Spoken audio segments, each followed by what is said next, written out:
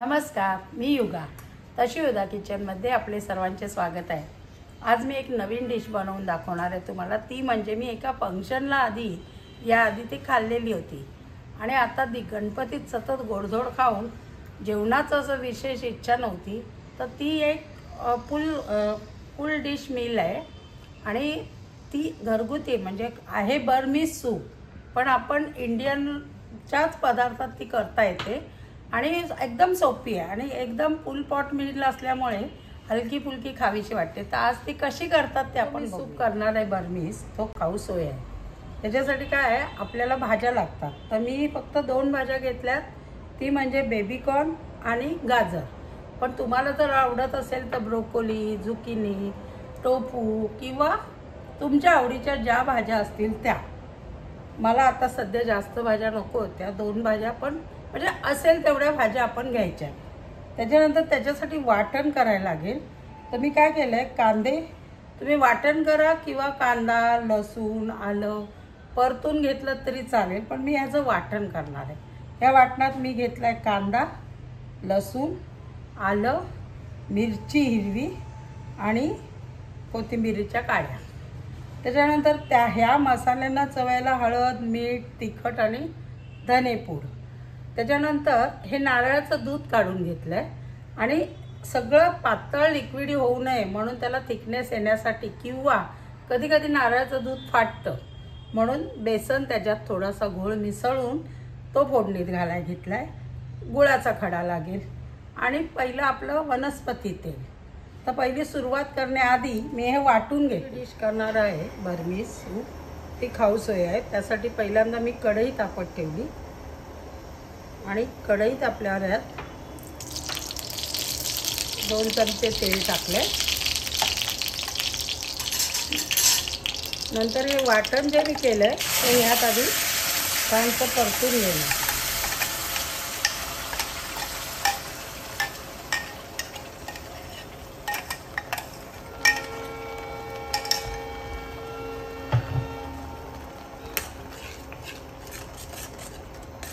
आणि मग त्याचा कांद्याचा, लसणाचा सगळा कच्चा वास जाईपर्यंत परतायचं आहे. आणि हे परतताच यात हळद, चवीप्रमाणे मीठ, तिखट आणि ही धने पावडर. मीठ आधी मी थोडं टाकलं आहे, नंतर टेस्ट घेऊन लागलं तर टाकेल चव घेऊन. त्यात मी हे गवती चहाच्या काड्या, त्याला चायना ग्रास म्हणतात, तेही टाकलं आहे. आणि आता हा मसाला आधी जळू नये ना, तर थोडं पाणी टाकते. आता याला मसाल्याला पहिला कच्चा वास गेला आहे आणि तेल सुटेपर्यंत ह्या भाजून घेतल्यात. ह्यातच आता मी भाज्या घालते, म्हणजे गाजर आणि हे घेतले, ज्या तुम्हाला आवडेल त्या घेतलेल्या भाज्या घालायच्या. आपल्याला शिजायचं आहे ना, तर यात थोडं पाणी, मी मसाल्याच्यातच पाणी घातलं आहे आणि ते घालते याच्यात. आणि आता हे 5-6 मिनटं चांगलं शिजून द्यायचं आहे भाज्या. तोपर्यंत हे जे मी दूध घेतलं आहे, नारळाचं दूध, त्याच्यात बेसन पीठ घालण्याआधी या नारळाच्या दुधात आधी हे बेसन पीठ चांगलं घोळून घेते, म्हणजे गाठी होणार नाही. ते पहिलं करते. म्हणजे उकळी यायला लागली आहे. ह्याच्यात आपल्याला नारळाचं दूध घालायचं आहे. आपल्याला जेवढ्या क्वांटिटीत हवं आहे सूप तेवढंच नारळाचं दूध घ्यायचं आहे. मी त्यातलं मला हवं आहे तर अर्धं काढलं आहे आणि अर्धं ठेवलं आहे. आणि हे बेसन पीठ ह्याच्यात पण मिसळून घेणार आणि हे छान एकजीव करून आता हे मी ह्या उकळत्या ह्याच्यात नारळाचं दूध टाकणार.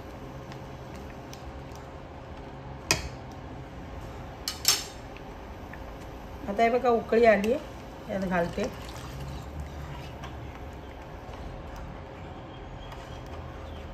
आणि यातच आता गुळाचा खडा आपल्या आवडीप्रमाणे घालायचा आहे.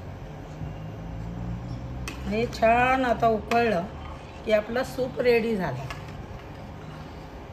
पण याला उकळी येऊन भाज्या शिजून द्यायच्या छानपैकी. काय करायचं आहे, आपल्याला सर्व करण्याआधी हे चायना ग्रास काढून ठेवायचे. हे मी काढून घेते. आधी जी करी केली ना ती छान शिजली, उकळली, ती घालवते मी. आता आपल्या या सर्व डिशची मजा आहे गार्निशिंगची. तर काय आहे, काही वेळेला आपल्याला हवं त्या पद्धतीत तुम्ही अजून एलिमेंट्स घेऊ शकता. पण सर्वात महत्त्वाचं असतं म्हणजे ह्या नूडल्स.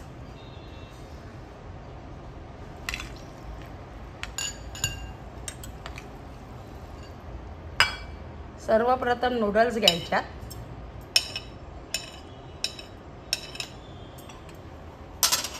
त्याच्यावर ही करी टाकायची.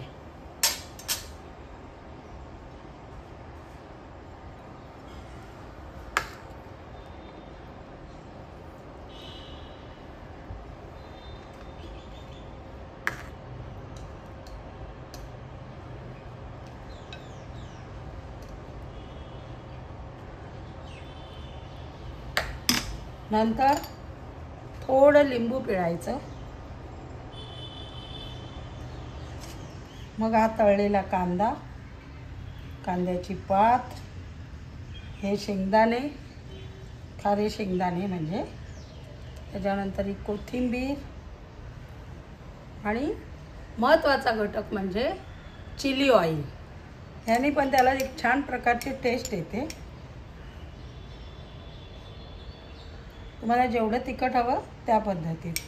आणि तळलेला लसूण, हे सगळं आपल्याला हवं त्या पद्धतीत सजवून घ्यायचं. आपली ही डिश तयार झाली. किती घरच्या साहित्यात डिश तयार होते आणि फुल पॉट मील. आणि मुलं पण नूडल्स मागतात. तुम्ही हेल्दी नूडल्स, आजकाल राईस नूडल्स मिळतात किंवा वेगवेगळ्या पास्ताचे प्रकार असतात. तो जरी उकळून तुम्ही असा सार करी केलीत आणि ती टाकून इतका सुगंध सुटला आहे ना घरात, तुम्ही जेव्हा कराल तेव्हाच कळेल. जरूर करून बघा, खा आणि मला कमेंट्सद्वारे नक्की कळवा. अशाच माझ्या डिश पाहण्यासाठी माझ्या चॅनलला सबस्क्राईब करा, लाईक करा, शेअर्स करा. धन्यवाद.